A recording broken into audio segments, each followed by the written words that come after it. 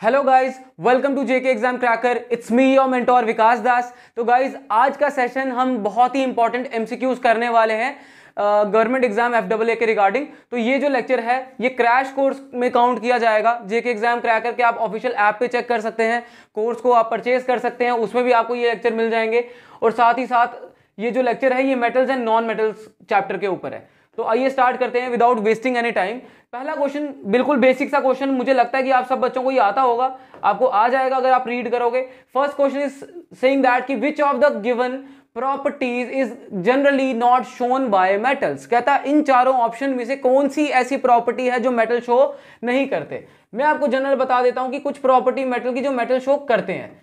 Metals की सबसे पहली प्रॉपर्टी जो मेटल शो करते हैं वो ये है कि metal loses electron. Metal electron lose करते हैं, ठीक है। मेटल्स इलेक्ट्रो पॉजिटिव होते हैं इसीलिए क्योंकि इलेक्ट्रॉन लूज करते हैं, इलेक्ट्रो पॉजिटिव नेचर के होते हैं। दूसरा, metals are having a shiny appearance. Metal के बाद शाइनी अपीयरेंस होती है, उसको हम लस्टर बोलते हैं। Metals are lustrous basically. तीसरा, मेटल्स जो होते हैं वो हाई मेल्टिंग पॉइंट और बॉइलिंग पॉइंट वाले होते हैं, इनकी मेल्टिंग पॉइंट और बॉइलिंग पॉइंट बहुत हाई होती है। फोर्थ लेक्चर जो है, जो फोर्थ इसका जो पॉइंट है वो मैं ये बता रहा हूं आपको कि इसका जो मेटल्स हैं ये बेसिकली मेलिएबल होते हैं। मतलब इनको मेटल्स को हम थिन शीट्स में कन्वर्ट कर सकते हैं, जैसे एल्यूमिनियम शीट बनती है, गोल्ड फॉइल बनती है, सिल्वर फॉइल बनती है। मेलिएबल होते हैं, डक्टाइल होते हैं। मेटल्स को हम क्या कहते हैं, वायर्स में कन्वर्ट कर सकते हैं, उसीलिए मेटल्स को हम डक्टाइल बोलते हैं। शीट्स में कन्वर्ट कर सकते हैं तो मेलिएबल बोलते हैं। Metals good conductor of heat and electricity होना चाहिए, ये इलेक्ट्रिसिटी और हीट को कंडक्शन करना चाहिए, हीट और इलेक्ट्रिसिटी का गुड कंडक्टर होना चाहिए, ये बात आ गई। तो इसमें से आप देखो कौन सी प्रॉपर्टी आपको नहीं दिख रही। मेटल्स इलेक्ट्रिकल कंडक्शन करते हैं, सोनोरस नेचर के होते हैं। सोनोरस मैं बताता हूं क्या होता है।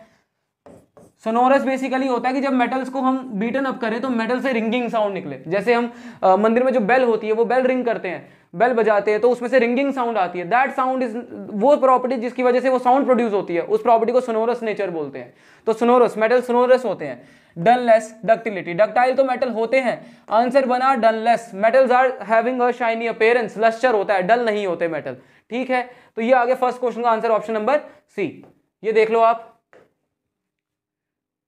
नेक्स्ट क्वेश्चन है the ability of metals to be drawn into thin wire. कहता है थिन वायर में मेटल्स की एबिलिटी जिसमें मैं उसको थिन वायर में ड्रॉ कर सकता हूं। मतलब मेटल्स को क्या कहते हैं, बीटन अप करके उसको वायर्स में कन्वर्ट कर सकते हैं। That property is known as what, ductility. Wires की प्रॉपर्टी को डक्टिलिटी, शीट्स की प्रॉपर्टी को मेलिएबिलिटी, रिंगिंग साउंड प्रोड्यूस करने को सोनोरिसिटी, और अगर इलेक्ट्रिकल कंडक्शन हो तो उसको कंडक्टिविटी बोलते हैं। तो इसका ऑप्शन बनेगा ऑप्शन नंबर ए, ठीक है बच्चों। नेक्स्ट पार्ट में मूव ऑन करो। एल्यूमिनियम, नेक्स्ट क्वेश्चन देखो, यहां पर आपको दो सेट ऑफ ऑप्शंस दिख रहे होंगे, एक ये और एक ये चारों ऑप्शन सवाल पढ़ना है, चारों ऑप्शंस पढ़ने हैं, उसके बाद देखना है कि इनमें से कौन सा कॉम्बिनेशन जो है वो आंसर के लिए सही और एप्रोप्रिएट बैठता है। चलिए सवाल देखते हैं। Aluminium is used for making cooking utensils. Which of the following properties of aluminium are responsible for the same? कहता है एल्यूमिनियम को हम बर्तन बनाने के काम में लाते हैं। कहता है इनमें से कौन सी प्रॉपर्टी एल्यूमिनियम की बर्तन बनाने के लिए सबसे अच्छी प्रॉपर्टी मानी जाती है। अब कोई दो प्रॉपर्टी है क्योंकि सेकंड सेट ऑफ ऑप्शन में हमारे पास दो ऑप्शन है, तो हमें यहां से कोई दो ऑप्शन चूज करने पड़ेंगे। चलो रीड करते हैं। सबसे पहला आ गया गुड थर्मल कंडक्टिविटी। बिल्कुल, थर्मल कंडक्टिविटी अच्छी होती है एल्यूमिनियम की। फिर आ गया इलेक्ट्रिकल कंडक्टिविटी। इलेक्ट्रिकल कंडक्टिविटी का यूटेंसिल से तो कोई लेना देना नहीं है, तो बी वाला ऑप्शन तो नहीं आएगा। फिर आ गया डक्टिलिटी। डक्टिलिटी वायर्स बनाने की प्रॉपर्टी है, वो भी इस एल्यूमिनियम डक्टिलिटी शो करता है, पर यूटेंसिल्स के केस में हम ये रीजन डक्टिलिटी होने की वजह से यूटेंसिल्स को एल्यूमिनियम से नहीं बनाते, या हम इलेक्ट्रिकल कंडक्टिविटी अच्छी होने की वजह से एल्यूमिनियम से बर्तन नहीं बनाते। हम इसलिए बनाते हैं क्योंकि उनकी थर्मल कंडक्टिविटी अच्छी है और साथ में उनका मेल्टिंग पॉइंट हाई है। तो ए और डी ऑप्शन सही बनेगा, और ए और डी ऑप्शन के हिसाब से आंसर बनेगा ऑप्शन नंबर डी, ठीक है बच्चों। नेक्स्ट क्वेश्चन पे आ जाओ। चलो देखो जरा, Which one of the given metals does not react with cold water as well as water? कहता है इसमें से कौन सा ऐसा मेटल है जो कोल्ड वाटर से रिएक्ट नहीं करता या वाटर से रिएक्ट करता ही नहीं है। अब मैं बताता हूं, मेटल्स जनरली तीन तरीके के होते हैं। जनरली मेटल्स तीन तरीके के होते हैं। एक वो होते हैं जो कोल्ड वाटर से रिएक्शन कर लेते हैं, ठीक है। एक वो होते हैं जो हॉट वाटर से रिएक्शन कर लेते हैं, और एक वो मेटल होते हैं जो स्टीम से रिएक्शन करते हैं, ठीक है। तो कोल्ड वाटर से वो मेटल जरूर रिएक्शन करेगा जिसका रिएक्टिविटी सीरीज में सबसे ऊपर नाम है, मतलब सबसे हाई रिएक्टिविटी वाले जो एलिमेंट है वो कोल्ड वाटर से रिएक्शन करते हैं, जैसे सोडियम, पोटेशियम। और कोल्ड वाटर से जो रिएक्शन शो करते हैं वो इनमें से किसी से भी रिएक्शन कर सकते हैं, क्योंकि कोल्ड वाटर के पास कम एनर्जी है। जो मेटल कम एनर्जी में भी रिएक्शन शो कर सकता है वो तो ज्यादा एनर्जी में करेगा ही। स्टीम में सबसे ज्यादा एनर्जी है तब भी रिएक्शन करेगा, हॉट H2O में ज्यादा एनर्जी है तब भी रिएक्शन करेगा। तो कोल्ड वाटर वाले इन दोनों से भी रिएक्शन कर सकते हैं। फिर बचे हॉट वाटर वाले। हॉट वाटर वाले में आपके आ गया मैग्नीशियम आ गया आपका, ठीक है, आपका एल्यूमिनियम आ गया, वो हॉट वाटर से रिएक्शन शो करते हैं, जिंक आ गया। फिर आपका आ गया स्टीम वाले। स्टीम में आपका आयरन नाम का एक एलिमेंट है, याद रखना आयरन, ये स्टीम से रिएक्शन करना पसंद करता है। जब कभी भी आयरन की रिएक्शन स्टीम से होती है, ये पानी के स्टीम वाले वर्जन से रिएक्शन करता है। स्टीम को मैं गैसेस लिखूंगा यहाँ पे, तो ये बनाता है Fe3O4 dot hydrogen gas plus hydrogen gas, ठीक है। तो ये रिएक्शन है। तो यहां पर अगर आप देखोगे तो ये पूरे कंपाउंड में और पूरे क्वेश्चन के हिसाब से जो आंसर बनेगा वो बनेगा आयरन, क्योंकि मैग्नीशियम, कैल्शियम और सोडियम ये तीनों वाटर से रिएक्शन शो करते हैं। सिर्फ आयरन है जो सिर्फ स्टीम से रिएक्शन करता है। तो यहां पर वाटर से रिएक्शन पूछी है ना कि स्टीम से, इसलिए ऑप्शन बनेगा ऑप्शन नंबर डी, ठीक है बच्चों। नेक्स्ट क्वेश्चन पे आ जाओ मेरे साथ, सवाल पढ़ो। Which of the following given oxide of iron would be obtained on prolonged reaction of iron with steam? कहता आयरन की जब मैं स्टीम से रिएक्शन करूंगा, अभी बताया, कहता आयरन की जब मैं स्टीम से रिएक्शन करूंगा तो उस केस में क्या बनेगा, when I react iron with steam, ये स्टीम है, इसका गैसियस वर्जन है, तो ये आयरन ऑक्साइड बनेगा Fe2O3 वाला और हाइड्रोजन गैस बनेगा। तो यहां का जो आंसर बनेगा वो Fe3O4 वाला आयरन ऑक्साइड बनेगा, Fe3O4 वाला, ठीक है। अभी पीछे बताया था, ठीक है। तो ये बनेगा FC ऑप्शन, Fe3O4। चलो बच्चों नेक्स्ट क्वेश्चन पे आ जाओ, सी ऑप्शन बनेगा क्वेश्चन नंबर 5 का आंसर। चलो, What happens when calcium is treated with water? क्या था, कैल्शियम को जब पानी से ट्रीट करते हैं तो क्या होगा, देखो ध्यान से। जब कैल्शियम को पानी से ट्रीट करते हैं तो सबसे पहली बात, कैल्शियम पानी के साथ रिएक्शन बहुत कम करता है, मतलब लेस वॉयलेंट रिएक्शन करता है। ये रिएक्शन तो करता है पर लेस वॉयलेंट रिएक्शन करता है। और ये रिएक्शन जब करता है, इसमें ये कार्बन, कैल्शियम और पानी की रिएक्शन से क्या बनता है, कैल्शियम हाइड्रोक्साइड बनता है, साथ में हाइड्रोजन गैस बनता है, ठीक है। कैल्शियम हाइड्रोक्साइड बनता है और साथ में, एक सेकेंड, कैल्शियम ऑक्साइड बनता है। कैल्शियम ऑक्साइड को क्विकलाइम बोलते हैं। और साथ में क्या होगा कि हाइड्रोजन गैस बनेगा। तो कैल्शियम ऑक्साइड बनेगा, साथ में हाइड्रोजन गैस बनेगा। अब मान लो जिस बीकर में आपने कैल्शियम की रिएक्शन कर रहे होगे, उस बीकर में क्या होगा कि जब कभी भी आप कैल्शियम को डिप करोगे, हाइड्रोजन क्या होगा कि हाइड्रोजन बबल्स के रूप में इसके साथ चिपक जाएगा। अब हाइड्रोजन जब बबल के रूप में चिपक जाएगा तो ये कैल्शियम का मेटल फ्लोट करने लग जाएगा, समझ रहे हो, तैरेगा पानी में। तो इस वजह से कैल्शियम की रिएक्शन के बाद कैल्शियम जो है वो पानी के ऊपर तैरने लगता है। अब देखो क्या आंसर पूछा है, मैंने तो रिएक्शन बता दिया आपको कि क्या करता है। पहला ऑप्शन है, it does not react with water, नहीं करता है। It reacts violently with water, नहीं, ये बड़ा लेस वायलेंट रिएक्शन करता है, मैंने आपको इधर लिख के बताया है, लेस वायलेंट रिएक्शन है। It reacts less violently with water, ये ऑप्शन सही है। और bubbles of hydrogen gas formed stick to the surface of calcium, यही ऑप्शन तो आपको लास्ट वाले दो बताए मैंने कि सी और डी की बबल जो है वो कैल्शियम के साथ स्टिक हो जाएंगे, जिसकी वजह से कैल्शियम फ्लोट करने लग जाएगा। तो सी और डी ऑप्शन सही बनेगा। सी और डी के हिसाब से आंसर बनेगा ऑप्शन नंबर डी, ठीक है बच्चों। नेक्स्ट क्वेश्चन पे आ जाओ। नेक्स्ट क्वेश्चन देखते हैं। Generally metals react with acids to give salt and hydrogen gas, which of the following metal does not, which of the given acid does not give hydrogen gas on reacting with metal? कहता ऐसे generally क्या होता है कि जब कभी भी किसी मेटल को किसी एसिड से आप ट्रीट कराओगे तो ये सॉल्ट प्लस हाइड्रोजन गैस बनेगा। कह रहा है इसमें से कौन सा एसिड जो है वो ऐसी रिएक्शन नहीं करता है परफॉर्म। जो सबसे वीक एसिड होगा वो ऐसी रिएक्शन परफॉर्म नहीं करेगा। H2SO4 को sulphuric acid king of acids बोलते हैं, बहुत कम पीएच है, बहुत अच्छा एसिड है। HCl हाइड्रोक्लोरिक एसिड है, बहुत अच्छा एसिड है, बहुत अच्छी रिएक्शन करता है मेटल्स के साथ। HNO3 नाइट्रिक एसिड बोलते हैं इसको हम, और ये बहुत वीक एसिड होता है। तो इस क्वेश्चन का आंसर मेरे अकॉर्डिंग तो नाइट्रिक एसिड बनेगा, और बुक के अकॉर्डिंग भी नाइट्रिक एसिड ही बनेगा, क्योंकि nitric acid is the right answer. इसीलिए तो इस क्वेश्चन में जो एसिड है वो वीक पैमाने का होना चाहिए था, इसलिए इस क्वेश्चन का जो आंसर बनेगा वो क्या बनेगा, वो बनेगा नाइट्रिक एसिड। तो क्वेश्चन नंबर 7 का आंसर है ऑप्शन सी, ठीक है बच्चों। नेक्स्ट पे आ जाओ। देखो एक्वा रीजिया के बारे में कॉन्सेप्ट पूछा गया है। अब देखो what is aqua regia, composition of aqua regia पूछा है। सबसे पहले जानो एक्वा रीजिया है क्या। देखो क्या होता है कि गोल्ड वोल्ड जैसे जो मेटल होते हैं जो थोड़े लेस रिएक्टिव होते हैं वो एसिड के साथ रिएक्शन शो नहीं करते। तो हमें क्या करना पड़ता है, हमें एक एक्वा रीजियन नाम का कंपोजिशन बनाना पड़ता है। दो एसिड्स का कंपोजिशन है ये। इसमें बेसिकली क्या है कि आप डाइल्यूट HCl ले लोगे और कॉन्सेंट्रेटेड HNO3 आपको लेना होता है। तो आप जब कॉन्सेंट्रेटेड HNO3 और डाइल्यूट HCl लेके इसको 3:1 में आप प्रिपेयर करते हो, जैसे अगर आप डाइल्यूट HCl 3 ग्लास ले लोगे और कॉन्सेंट्रेटेड HNO3 1 ग्लास ले लोगे, तो वो जो सॉल्यूशन प्रिपेयर हुआ that is known as aqua regia. वो एक्वा रिजिया सॉल्यूशन आप देखोगे ज्वेलरी शॉप में जो ज्वेलर्स हैं वो मेटल्स को साफ करने के लिए या ऑर्नामेंट्स को, ज्वेलरी को साफ करने के लिए यूज करते हैं। अब इसकी कॉन्सेंट्रेशन ये बनी। अब देखो ऑप्शन कौन सा मैच हो रहा है, ऑप्शन हो रहा है कॉन्सेंट्रेटेड ए वाला dilute HCl concentrated HNO3 3:1, B वाला concentrated HCl dilute HNO3 3:1, C वाला concentrated dilute. Option A right answer बनेगा। आप देखो ये कंपोजिशन लिखी है मैंने, option A would be the right answer.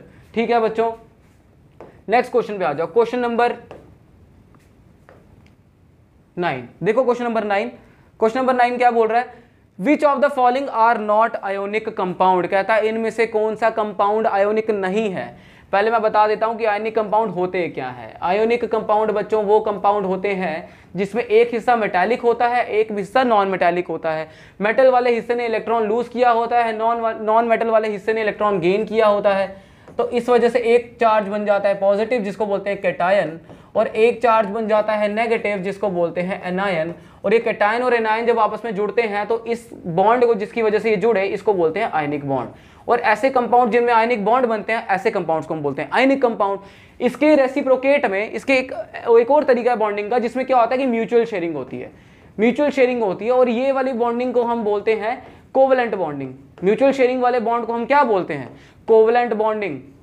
ठीक है, कोवलेंट बॉन्डिंग सबसे ज्यादा कार्बन, हाइड्रोजन, ऑक्सीजन, नाइट्रोजन ऐसे एलिमेंट सबसे ज्यादा कोवलेंट बॉन्डिंग करते हैं। अगर आप देखो यहां पर KCl बेसिकली एक सॉल्ट है। सॉल्ट ये आयनिक कंपाउंड से जनरली पता क्या बनते हैं बच्चों, सॉल्ट। तो आप सबसे पहले ढूंढो सॉल्ट कौन कौन से हैं। KCl एक सॉल्ट है, HCl एक एसिड है, CCl4 एक कंपाउंड है और NaCl एक सॉल्ट है। समझ आ रही बात। तो ये दोनों सॉल्ट है तो ये तो आयनिक बना के बैठे होंगे, बचे HCl और CCl4। तो ऑप्शन नंबर बी और ऑप्शन नंबर सी जहां भी होगा वो सही आंसर है। मेरे को यहां दिख रहा है ऑप्शन बी एंड सी। ठीक है, तो इस क्वेश्चन का आंसर बनेगा ऑप्शन बी एंड सी। ठीक है बच्चों, नेक्स्ट क्वेश्चन गो थ्रू करते हैं। अब क्वेश्चन थोड़े से अच्छे आने लग गए हैं। ठीक है, which of the following metal exist in native state. Native होता है अकेला, अकेला रहने वाला मेटल सबसे ज्यादा नॉन रिएक्टिव या अनरिएक्टिव होता है, याद रखना। इसमें आप सबसे ज्यादा अनरिएक्टिव मेटल ढूंढो। सबसे पहले सिंबल्स पहचानो। Cu stands for copper, copper है Cu। Au stands for gold, Zn stands for zinc और Ag स्टैंड्स फॉर सिल्वर। आप देख पा रहे हो कि गोल्ड और सिल्वर यहाँ पर ऑप्शंस है, और गोल्ड और सिल्वर जहाँ ऑप्शंस होते हैं, गोल्ड और सिल्वर बेसिकली अनरिएक्टिव नेचर के होते हैं। थोड़े से ये थोड़े से कम रिएक्शन करते हैं बाकियों के मुकाबले, लो रिएक्टिविटी है इनकी बिल्कुल। अब गोल्ड और सिल्वर जो है वो थोड़े से नॉन रिएक्टिव है, थोड़े से अनरिएक्टिव है, इसलिए अकेले रहना पसंद करते हैं। तो गोल्ड और सिल्वर इसका सही आंसर बनेगा। तो बी और डी जो भी ऑप्शन है वो मार्क कर दो, ऑप्शन नंबर सी। ठीक है बच्चों, नेक्स्ट क्वेश्चन पे आ जाओ। आई होप कि आपको ये क्वेश्चन जो मैं बता रहा हूँ वो आपको सब पता लग रहा है। अगर समझ आ रही है सही तरीके से तो प्लीज वीडियो को लाइक करो, कमेंट करो, सब्सक्राइब करो हमारे चैनल को, मोटिवेशन मिल जाती है। चलो नेक्स्ट क्वेश्चन पे देखो, विच of the given metals can not be extracted using smelting. देखो स्मेल्टिंग बेसिकली ना एक ऐसा प्रोसेस होता है जिसमें हम मेटलर्जी करते हैं। मेटलर्जी बेसिकली क्या है मैं बताता हूँ। मेटलर्जी बच्चों क्या होता है, एक ऐसा प्रोसेस जिसमें हम क्या करते हैं कि जो मेटल्स होते हैं उनको प्यूरिफाई करते हैं। अब मेटल्स को प्यूरिफाई करने के लिए बहुत सारे प्रोसेस हैं। अर्थ की क्रस्ट से जब मेटल निकलता है उसको हम बोलते हैं बेसिकली ओर। ओर में जो मेटल होता है, मेटल वाले पार्ट को बोलते हैं मिनरल, और साथ में जो उसके गंध होता है, जो हमें डस्ट होता है, जो भी अनवांटेड सबस्टांस होता है जो मेटल्स के साथ बस जुड़ा हुआ है, उसको हम बोलते हैं गैंग। तो हमें बताना है कि इसमें से कौन सा मेटल जो है वो स्मेल्टिंग मेथड से मेटलर्जी होती है उसकी, और उसको अलग, उसका जो मिनरल है वो स्मेल्टिंग से अलग किया जाता है और गैंग को भी अलग किया जाता है। अब स्मेल्टिंग मेथड से जो भी मेटल सबसे ज़्यादा रिएक्टिविटी शो करते हैं वो बेसिकली मैं आपको बता देता हूँ। सबसे ज़्यादा जो स्मेल्टिंग मेथड से जो रिएक्शन होती है वो होती है बेसिकली आयरन की, जिंक की, लेड की। लेड का सिंबल होता है Pb, जिंक का सिंबल होता है zinc, Zn is the symbol of zinc, iron का सिंबल Fe है।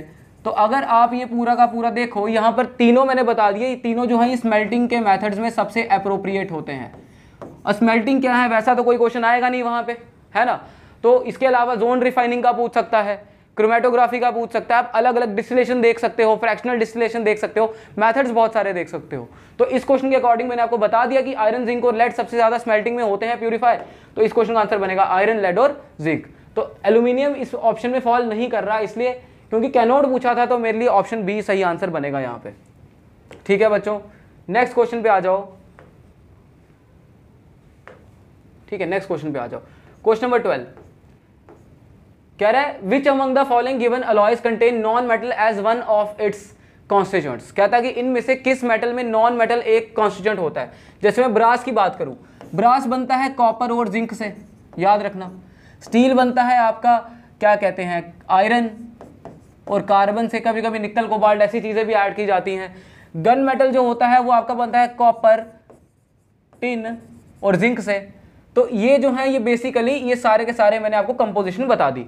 अब देखो इसमें से नॉन मेटल कौन सा है, क्योंकि इन्होंने नॉन मेटल वाला पूछा ना, तो नॉन मेटल के अकॉर्डिंग देखो कॉपर मेटल है, जिंक भी मेटल है, कॉपर मेटल है, टिन मेटल है, जिंक भी मेटल है, आयरन मेटल है और कार्बन क्या है, नॉन मेटल है। तो स्टील इसका सही आंसर बन जाएगा, ऑप्शन बी।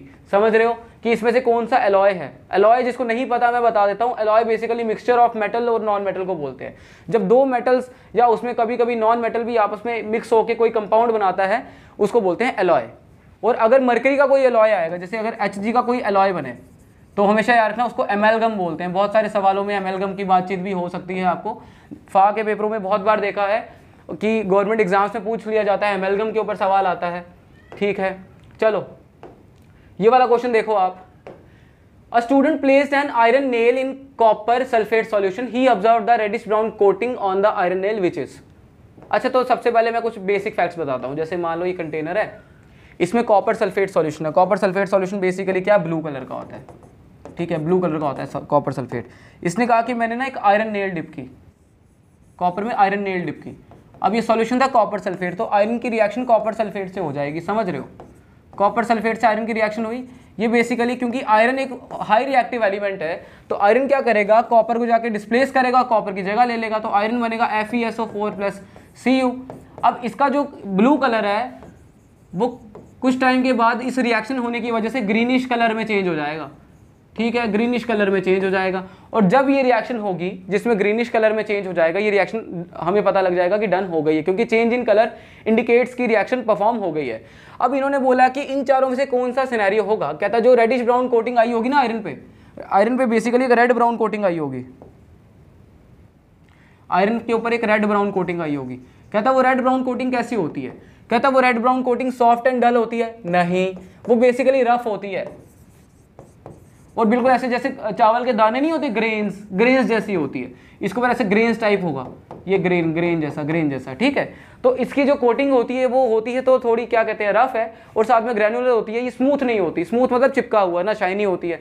तो इसमें ऑप्शन देखो, यहाँ पर मेरे को ऑप्शन पहले ही दिख गया कि option number D, rough and granular. मैंने ग्रेन्स लिखा है, ग्रैनुलर वर्ड उन्होंने मेंशन किया है, सेम ही चीज है। ठीक है, तो option number D correct answer बनेगा क्वेश्चन नंबर 13 का।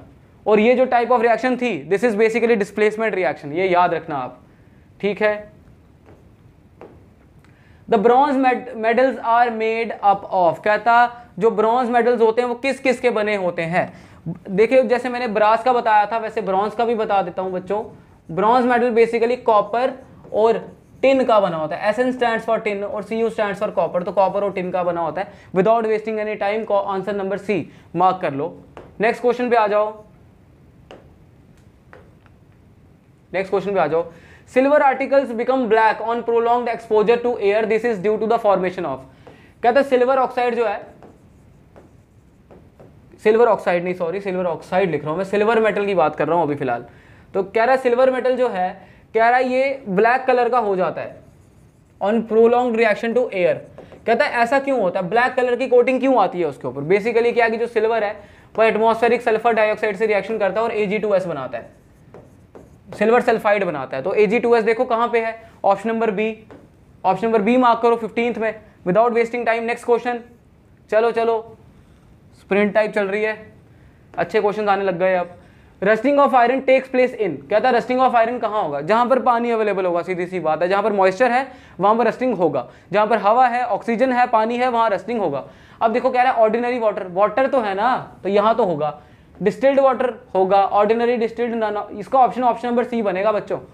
वाटर चाहिए रस्टिंग होने के लिए, जंग लगने के लिए वाटर चाहिए, चाहे जो मर्जी हो, डिस्टिल्ड हो या ऑर्डिनरी हो, तो वाटर चाहिए, तो ऑप्शन नंबर जो है सी आंसर बनेगा इसका। देखो नेक्स्ट क्वेश्चन पे आओ। A greenish coating develops on copper utensils due to formation of, कहता है कॉपर के ऊपर ग्रीनिश कोटिंग जो आती है वो क्यों आती है, मैं बताता हूँ। जब हवा के साथ रिएक्शन होती है, हवा में CO2 भी होता है, हवा में पानी भी होता है, तो कॉपर बेसिकली दो तरीके की रिएक्शन शो करता है। एक तरीके का प्रोडक्ट जो ये बनाता है वो बनाता है कॉपर कार्बोनेट, ठीक है, और दूसरा जो प्रोडक्ट ये बनाता है वो बनाता है कॉपर हाइड्रोक्साइड, ठीक है। ये दो तरीके के प्रोडक्ट बनाता है, और ये दो तरीके के जो प्रोडक्ट है इनका मिक्सचर जो है वो ग्रीन कलर का होता है, ग्रीनिश कोटिंग देता है वो। जंग जो होता है कॉपर का वो ग्रीन कलर का होता है इन दो कंपोनेंट्स की वजह से। तो यहाँ पर देखो ये दो कंपोनेंट कहाँ लिखे गए हैं, option number A copper carbonate, copper hydroxide, दोनों यहाँ पर हैं, सी में और डी में कोई भी नहीं है, तो option number C right answer बन जाएगा। नेक्स्ट क्वेश्चन पे आ जाओ, बिल्कुल आ जाओ, चलो। N alloy of zinc and copper is dissolved in dilute HCl, कहता है एक जिंक और कॉपर का एलॉय डाइल्यूट HCl में डिसॉल्व किया गया, कहता है हाइड्रोजन गैस इज इवॉल्व्ड, कहता है हाइड्रोजन गैस प्रोड्यूस हुई, कहता है in this evolution of gas क्या हुआ, कहता है कि जिंक और कॉपर को HCl के साथ ट्रीट किया गया, ठीक है, इनके एलॉय को HCl के साथ ट्रीट किया गया, तो कह रहा है कि इसमें से क्या हुआ इन रिएक्शंस में, ऑप्शन पढ़ो। Only zinc react with dilute HCl, only copper react with dilute HCl, both zinc and copper react with dilute HCl, only copper react with water, नहीं, इसका आंसर बनेगा मेरे according only zinc react with dilute HCl। मैं बताता हूं कैसे। अब zinc is more reactive than hydrogen, तो यहां पर बनेगा Z जिंक क्लोराइड और हाइड्रोजन सॉल्ट, हाइड्रोजन गैस, तो ये बैलेंस हो गया। Copper is basically less reactive than hydrogen, तो ये रिएक्शन होगी ही नहीं, तो सिर्फ जिंक रिएक्शन करेगा, इसलिए ऑप्शन नंबर ए सही आंसर होगा। जिसको ये नहीं पता चला कि कॉपर कैसे रिएक्शन, कॉपर क्यों लेस रिएक्टिव है, रिएक्टिविटी सीरीज बता रखा हूं मैं, वो देख लेना आप, आने वाले वीडियोस में आएगा, तो आप प्लीज वो वीडियो को जरूर देखना। ऑप्शन नंबर इसका ऑप्शन बन गया ऑप्शन नंबर ए आंसर जो है। Second most abundant metal in the earth crust, सबसे पहले पहला का देखो, पहला सबसे ज्यादा एबंडेंट मेटल है एल्यूमिनियम 8.2%, फिर आ गया आयरन, आयरन आपका लगभग 5% के हिसाब से, फिर ऑक्सीजन, सिलिकॉन, बड़े सारे हैं, पर मेटल्स की बात की है, यहाँ पर एबंडेंट मेटल की बात की है, तो यहाँ पर जो है इसका सेकंड मोस्ट आ गया आयरन, तो आयरन आंसर आएगा इसका सेकंड मोस्ट का, सबसे ज्यादा एल्यूमिनियम, फिर आएगा आयरन, ठीक है बच्चों। ये जो परसेंटेज है ये आधी साइड्स में 8.1% लिखी है, पर मैं जिस रेफरेंस को देख रहा था, या मैं जिस जगह से मैंने, जो मेरा सोर्स है जहाँ से मैं परसेंटेजेस देखा हूँ, मैं भी गूगल से देखा हूँ, वेरी कर सकती है, आप अलग अलग साइट्स में अलग अलग मेंशन है, तो जो सबसे अप्रोप्रिएट लगी मेरे को मल्टीपल साइट्स पे वो परसेंटेज मैं आपको बता रहा हूँ, ठीक है बच्चों। क्या पता परसेंटेज पे भी सवाल आ जाए, कुछ पता नहीं है कि JKSSB वाले कैसा पेपर सेट कर ले, ठीक है। 20th क्वेश्चन बोल रहा है कि an element react with oxygen to give a compound which is with high melting point, कहता है एक एलिमेंट इसमें से है जो ऑक्सीजन से रिएक्ट कैसा करता है कि वो एक हाई मेल्टिंग पॉइंट वाला कंपाउंड बनाए, वो कंपाउंड पानी में घुलता है, बोला ना the compound is soluble in water, कहता है एलिमेंट कौन सा है। अब देखो चारों के रिएक्शन देखते हैं, सबसे पहले कैल्शियम देखते हैं, कैल्शियम को अगर मैं ऑक्सीजन से रिएक्शन करूं ये बन जाएगा कैल्शियम ऑक्साइड, जब कैल्शियम ऑक्साइड बनेगा ये बेसिकली व्हाइट कलर का सबस्टांस होता है विद हाई मेल्टिंग पॉइंट, ठीक है, हाई मेल्टिंग पॉइंट है और साथ में वाटर में सॉल्यूबल भी है, इसको बोलते हैं बेसिकली हम क्विकलाइम या कैल्शियम ऑक्साइड। तो इस क्वेश्चन के हिसाब से तो पहला ऑप्शन ही सबसे सही लग रहा है, लेकिन मैं बाकी ऑप्शंस भी ट्राई कर सकता हूँ। C+O2 गिव्स अस CO2, ये तो बेसिकली वाटर सॉल्यूबल, क्या CO2 बेसिकली बहुत ज़्यादा प्रेशर देना पड़ता है वाटर में सॉल्यूबल इसको करने के लिए, हाई मेल्टिंग पॉइंट क्या ही बात करूँ, ये ऑलरेडी गैसियस स्टेट में है, तो ये तो ऑप्शन नहीं बनेगा। फिर बन गया आयरन, आयरन को ऑक्सीजन से रिएक्ट करो, आयरन नॉर्मली ऑक्सीजन से बहुत स्लो रिएक्शन करता है, और क्या कहते हैं हाई मेल्टिंग पॉइंट वाला कंपाउंड तो बनाने का वो तरीका ही नहीं, और वाटर सॉल्यूबल कंपाउंड नहीं बनाता है। फिर आ गया सिलिकॉन, सिलिकॉन की बात करें, सिलिकॉन को ऑक्सीजन दूं तो सिलिकॉन ऑक्साइड बनेगा, सिलिकॉन डाइऑक्साइड बनेगा, ये भी बेसिकली वाटर सॉल्युबल बेसिस नहीं, ये वाटर सॉल्युबल कंपाउंड नहीं बना रहा है, तो इस क्वेश्चन का जो अप्रोप्रिएट आंसर बनेगा वो बनेगा answer number A calcium. Mark कर लो 20 का आंसर जो बनेगा answer number option number A बनेगा। चलो नेक्स्ट क्वेश्चन पे आओ। विच of the given non metal is a liquid, कहता है इनमें से कौन सा नॉन मेटल एक लिक्विड है। आपके ऑप्शंस आपके सामने हैं, आपके ऑप्शंस आपके सामने है, इसमें से कौन सा मेटल एक लिक्विड है। क्वेश्चन नंबर 21 कमेंट सेक्शन में जरूर लिख के बताओ इसमें से कौन सा जो है नॉन मेटल एक लिक्विड है। अब देखो कहने को तो कार्बन, ब्रोमीन, फास्फोरस और सल्फर ये सारे के सारे नॉन मेटल हैं, पर यहाँ पर जो लिक्विड वाला पोर्शन है वो ब्रोमीन है, ये एक्सेप्शन है, सीधा याद रख लो। अगर लस्टर का पूछा जाए कि चमकता कौन सा है तो फिर आयोडीन बोल देना। समझ आ रही बात? ऐसे इसका आंसर ब्रोमीन है क्योंकि लिक्विड का पूछा है। मेटल्स का पूछे तो मेटल्स में लिक्विड एक ही है, मरकरी। Very good. चलो नेक्स्ट क्वेश्चन पे आ जाओ, इसका आंसर ब्रोमीन बनेगा बी। नेक्स्ट क्वेश्चन आ गया, electrical wires have a coating of an insulating material, the material generally used is. Electrical क्या था, इलेक्ट्रिकल तारों में जो बाहर कोटिंग होती है ना वो किसकी बनी होती है? वो जनरल आंसर है इसका पीवीसी की बनी होती है। वो कोटिंग पीवीसी की बनी होती है क्योंकि सल्फर ग्रेफाइट यूज नहीं कर सकते। पीवीसी, पीवीसी स्टैंड्स फॉर बच्चों पॉलीविनाइल क्लोराइड, ये पॉलीमर है एक, पॉलीविनाइल क्लोराइड, ये बेसिकली एक पॉलीमर है। तो ऑप्शन नंबर सी इस क्वेश्चन का सही आंसर बन जाएगा। अगला क्वेश्चन देखोगे क्वेश्चन नंबर 23, तो क्वेश्चन नंबर 23 में क्या दिखेगा आपको, generally non metals are not conductor of electricity, which of the given option is a good conductor of electricity. कहता है इनमें से कौन सा option good conductor of electricity है। एक्सेप्शंस की बात कर रहे हैं, लिक्विड वाला मेटल ब्रोमीन, जो लिक्विड होता है वो ब्रोमीन, जो चमकता है वो आयोडीन, मतलब नॉन मेटल की बात कर रहा हूं मैं।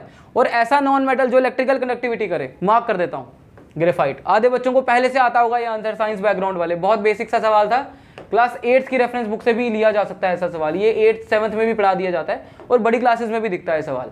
चलो, although metals form basic oxide, which of the given metal form an amphoteric oxide. Sorry, amphoteric oxide क्या होता है बच्चों? एम्फोटेरिक ऑक्साइड होता है ऐसा ऑक्साइड जो एसिडिक भी बिहेव करे, वक्त आने पे बेसिक भी बिहेव करे। एसिडिक बिहेव करेगा जब इसको किसी बेस के साथ ट्रीट करेंगे, बेसिक बिहेव करेगा जब इसको किसी एसिड के साथ ट्रीट करेंगे। तो ऐसे एम्फोटेरिक ऑक्साइड में सबसे प्राचीन और सबसे अच्छी एग्जांपल जो है ना, जो सबसे पुरानी एग्जांपल है, बहुत सालों से पढ़ते भी हैं बच्चे, वो है एल्यूमिनियम। एल्यूमिनियम का Al2O3 जो ऑक्साइड है ना, वो बेसिकली एसिडिक और बेसिक दोनों बिहेव करता है। HCl के साथ ट्रीट करोगे, इसको करके दिखा देता हूँ, इसको HCl के साथ ट्रीट करोगे, ये बनाएगा आपका AlCl3 + H2 गैस, बैलेंस कर लेना। तो यहाँ पर ये बेसिक है। अगर इसी को आप NaOH के साथ ट्रीट करोगे, ये बेसिकली बेस है, तो ये एसिडिक बिहेव करेगा Al2O3, तो ये बनाएगा आपका NaAl2O3, ठीक है, ये वाला कंपाउंड बनाएगा और साथ में हाइड्रोजन गैस यहाँ भी देगा। तो ये जो कंपाउंड, ये दोनों सॉल्ट जो बनाया इसने, वो एसिडिक और बेसिक बना दिए, ठीक है। तो ये एम्फोटेरिक ऑक्साइड हुआ। तो यहाँ पर जो ऑप्शन है वो सी बनेगा। समझ आया कि एम्फोटेरिक ऑक्साइड वो होते हैं जो एसिडिक और बेसिक दोनों बिहेव करते हैं। यहाँ पर Al2O3 जो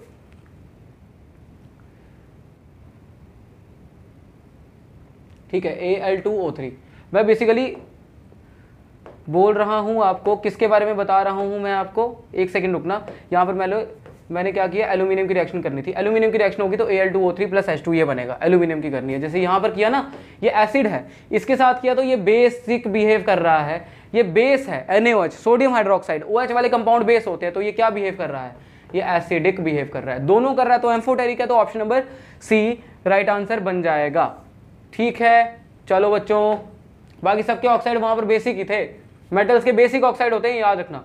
कहता है which of the following alloys contain mercury as one of its constituent.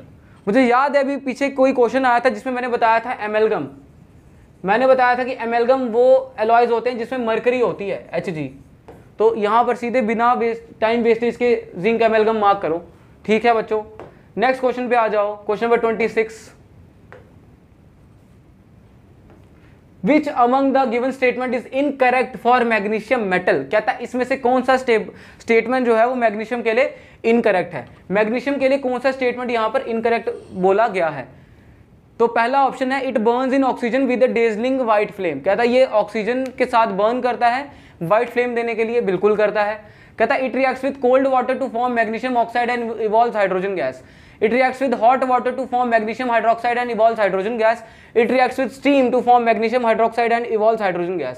ये सारे ऑप्शंस के अकॉर्डिंग जो मुझे लगता है सही आंसर बनेगा वो ये है कि मैग्नीशियम जो है वो सिर्फ और सिर्फ हॉट वाटर के साथ और स्टीम के साथ रिएक्शन कर सकता है। पहला वाला तो सच है स्टेटमेंट, हमें इनकरेक्ट बताना है, और जब इनकरेक्ट बताना है तो कोल्ड वाटर वाला ऑप्शन बी सही आंसर बनेगा। अभी पीछे एक सवाल था हॉट वाटर और कोल्ड वाटर के ऊपर, तो मैग्नीशियम हॉट वाटर के साथ रिएक्शन करना पसंद करता है क्योंकि कोल्ड वाटर के लिए उतना हाई रिएक्टिव नहीं है।